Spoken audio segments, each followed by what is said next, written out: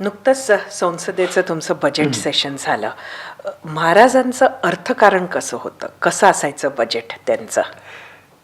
यामध्ये एक फार महत्त्वाची गोष्ट आहे की या बजेटमध्ये प्राधान्य हे शेतकरी प्रधान अर्थव्यवस्थेला हे कायम प्राधान्य दिलेलं होतं. या बजेटमध्ये व्यापार उदीमाच्या वाढीसाठी आणि त्यातून मिळणाऱ्या उत्पन्न वाढीसाठी या अनेक गोष्टी होत्या.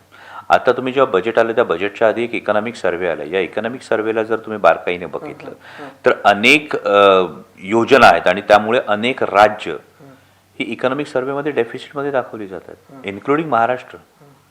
की इकॉनॉमिक सर्व्हेमध्ये डेफिसिटमध्ये महाराष्ट्र.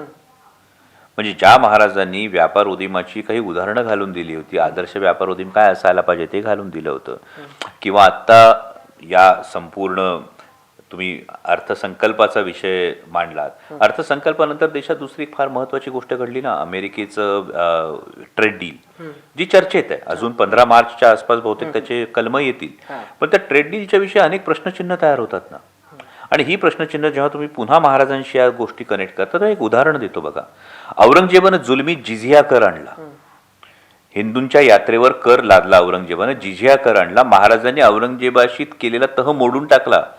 आत्ताच्या छत्रपती संभाजीनगरला, तेव्हाच्या औरंगाबादला जे संभाजीराजांनी प्रतापराव गुजर ते परत बोलून घेते, नाही करायचा तह तुमच्या बरोबर, हे तुम्ही करत असाल तर. असं असताना आत्ता मात्र भारतीय वस्तूंना 18% कर आणि अमेरिकी वस्तूंना 0% कर. याला आम्ही धोरण म्हणायचं की याला आम्ही गुडघे टेकणं म्हणायचं? हा प्रश्न तर तयार होतो ना सर्वसामान्यांच्या मनात. बरं, हे होत असताना ज्या छत्रपती शिवाजी महाराजांनी शेतकऱ्याच्या भाजीच्या देठाला हात लागू देऊ नका हे सांगितलं, त्याच शेतकऱ्यांचा सोयाबीन उत्पादक शेतकरी संकटात आहे ना.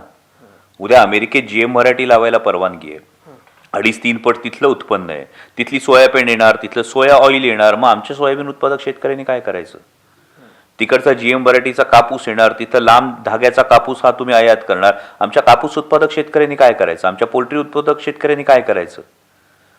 मग अमेरिकेकडून, म्हणजे उद्या जर अमेरिका ठरवणार असेल, म्हणजे थोडक्यात मी पुन्हा एकदा सांगतो की महाराजांनी आरमार उभं केलं ते स्वतःचं आरमार उभं केलं. म्हणजे मुघल किंवा अरब व्यापारी ठरवू शकत नव्हता की स्वराज्यातला माल हा कुठल्या जहाजावर लादायचा. पण आता मात्र अमेरिकेचा राष्ट्राध्यक्ष ठरवणार देशाने तेल कोणाकडून घ्यायचं.